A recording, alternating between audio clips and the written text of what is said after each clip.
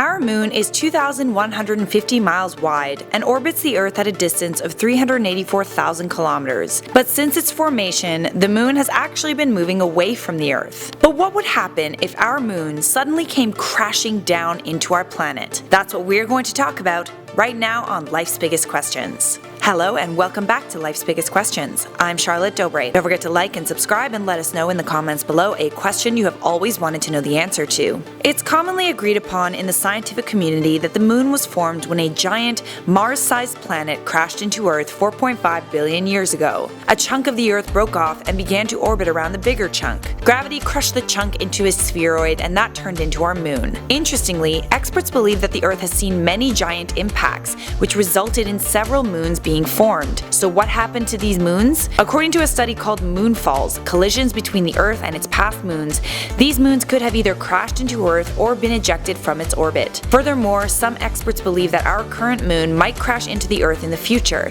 but not for about 65 billion years. According to planetary scientist Dr. Jason Barnes, this is because the Earth's rotation is going to slow down. Currently, our moon is actually moving away from the planet at a rate of 3.8 centimeters a year. This is mainly because of the Earth's tides. The moon orbits the Earth because of the Earth's gravity, but the moon is also large enough that it exerts a gravitational force on the Earth, causing the tides and the oceans to move, forming what's known as the tidal bulge. The tidal bulge feeds energy into the moon, pushing it into a higher orbit. According to Dr. Barnes, the Earth's rotation will one day slow down, until its rotation is the same as the moon's orbital period. When that happens, the moon will stop moving away from the Earth. Elsewhere in the solar system, in 6 billion years or so, our sun is going to become a red giant, which will push the moon toward the Earth. Barnes says that eventually the moon will get so close that it will begin to spiral inward, dissipating its orbital kinetic energy in a spectacular collision and merger with Earth. Once the moon crashes into the Earth, it will basically result in the Earth turning into a gigantic ball of magma. Upon impact, about 10 to the power of 20 gigajoules of energy, or 10 to the 13 megatons of TNT of energy, will be released. This would melt all the ice caps, turn the oceans into vapor, and wipe out all life on Earth. The impact could be so powerful that it could cause the Earth to break apart into large chunks and would change the angle of our poles, while at the same time changing the spin. Amazingly though, after a few million years, the Earth would have reformed due to gravity, without a moon this time. It would have cooled and turned into a water planet, larger this time, with more gravity. Then add a few billion years and life would probably begin to form again.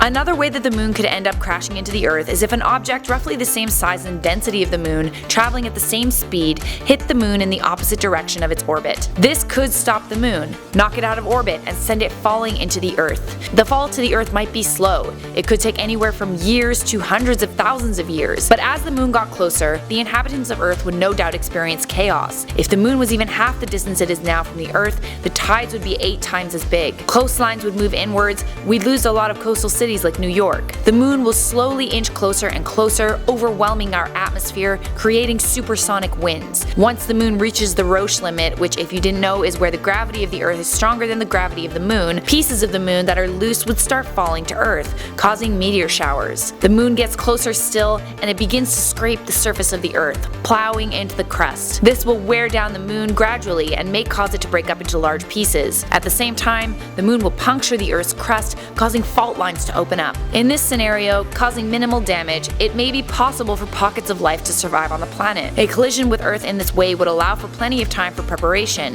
but life on Earth would cease to exist as we know it. Humans may live out their existence in bunkers far away from the impact zone, but considering the moon would likely scrape across the equator or near the equator, life in the tropics would be non-existent. What do you think life would be like without our moon? Let us know in the comments below. For now, I'm Charlotte Dobre and you've been watching Life's Biggest Questions. If you want to go on a Life's Biggest Questions binge, check out the playlist on the screen right now. Biggest What Ifs. Why don't you turn on those notifications by clicking the bell, and we'll see you in another video.